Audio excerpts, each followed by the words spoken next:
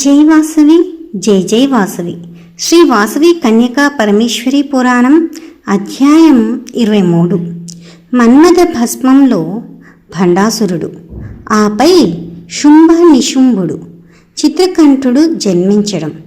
పార్వతే వాసవి కన్యకా పరమేశ్వరి. సూత మహాముని. పెనుగొండ పట్టణంలో ఆ వైశ్యవంశం సర్వమతాల పట్ల ఆసక్తి కలిగి 18 పట్టణాలలో నలుదిశలా విస్తరించి నలుదిశలా వ్యాపించింది. శౌనక మహాముని వారు కైలాసంలో ఉండి భూలోకానికి వచ్చి ఎన్ని సంవత్సరాలైంది?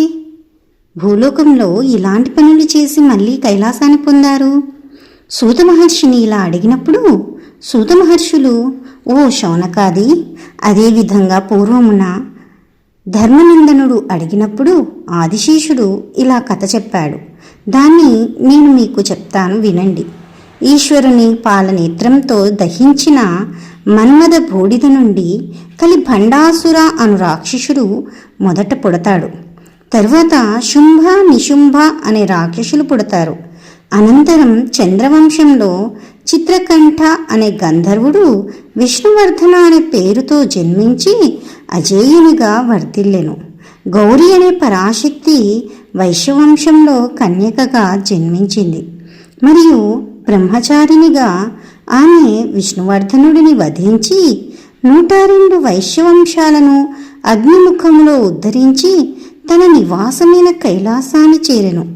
మహా తేజస్విలైన ఈ వైశ్యమునులో కైలాసానికి వచ్చిన అనంతరం శంఖచక్రధరుడైన మహావిష్ణువు కలికి నామముతో హైముఖుడై కలియుగాంతంలో రాక్షసీశ్వరుడైన కలిని భండాసురుడిని సంహరించి భూమిని పాలించెను.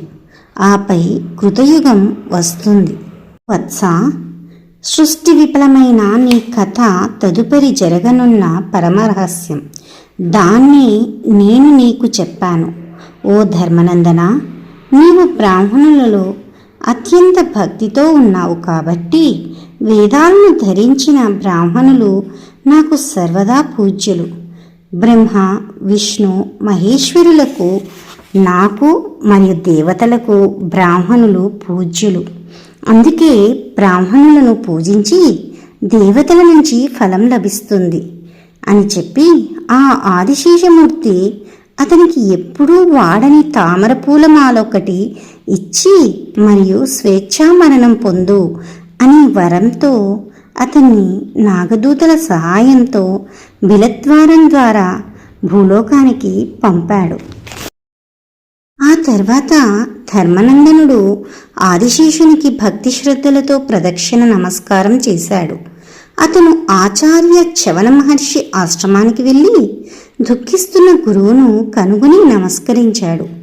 అన్ని కథలను వివరించాడు మరియు ఆదిశేషుని నుండి తనకు లభించిన తామరపూల మాలను చూపించి వారి ఆజ్ఞ ప్రకారం తన తల్లిదండ్రుల దగ్గర వచ్చి నమస్కరించి ఆదిశేషుడు చెప్పిన కథలను భక్తితో వాళ్ళకి విన్నవించి గృహస్థాశ్రమాన్ని పొంది సుఖంగా జీవించెను.